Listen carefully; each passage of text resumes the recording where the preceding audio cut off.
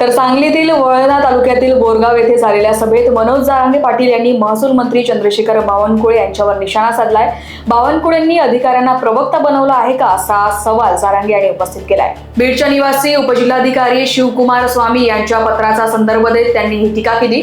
तर एकनाथ शिंदे यांना बाजू सावरण्यासाठी बावनकुळे अधिकाऱ्यांना प्रवक्ता बनवत असल्याचा आरोपही त्यांनी केलाय. तसेच शेतकरी, मराठा आणि ओबीसी समाज समाधानी नसल्याचे सांगत सरकारचा माज उतरवावा लागेल असा इशारा जरांगे यांनी दिला आहे. तर सरकारचे डाव उधळून लावण्याचा दावाही यावेळी मनोज जरांगे यांनी केलाय.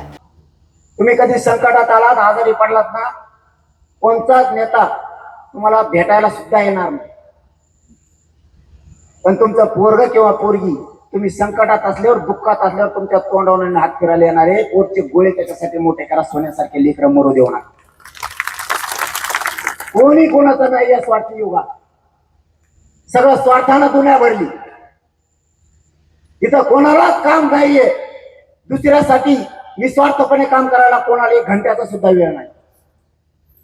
माझा समाज मोठा आहे, माझ्या समाजाचे लेकरं मोठे, ते मोठे करू लागा. एकमेकाला सहकार्य साथ द्यायचं शिका.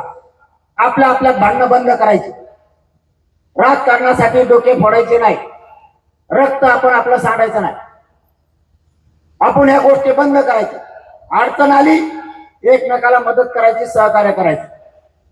अजिबात कोणी एकमेकाचा द्वेष करायचा नाही. इथून पुढे बंद करायचं. शेवटी जाताना 2-3 गोष्टी सांगतो तेवढ्या करायच्या. पहिली, उद्यापासून मोबाईलवर सगळे फोन सुरू करायचे राज्यभर. त्या 29 ऑगस्टला अंतरवालीला जायचं, भेट द्यायला आंदोलनाला. तुम्हाला काहीच मागितलं नाही मी. माझं फक्त एवढंच म्हणणं आहे, मी तिथे जीवाच्या बाजूला लढणार. तुमच्या पायावरती मी जीव ठेवायला आहे. मी कधीही मरायला तयार आहे. मी भेट नाही तुमच्या लेकरासाठी. फक्त तुम्ही अंतरवालीच्या आंदोलनाला महाराष्ट्रातल्या सगळ्या मराठ्यांनी भेट द्या. काही अपेक्षा नाही.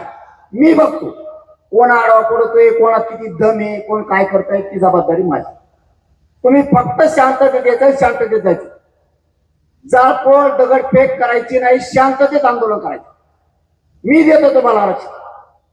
आतापर्यंत 58 लाख अनुदान दिल्यात. 70 वर्षापासून मागणी होती. 3 वर्षाच्या आत कडीला लावली. अर्धे मराठी आरक्षणात घातलेत.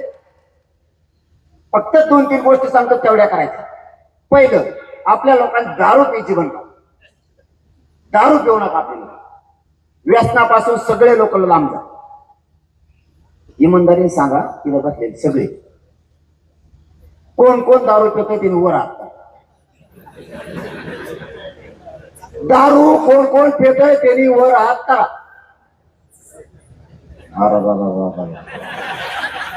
लईच मेंबर दिसत राहू तुमची दारू.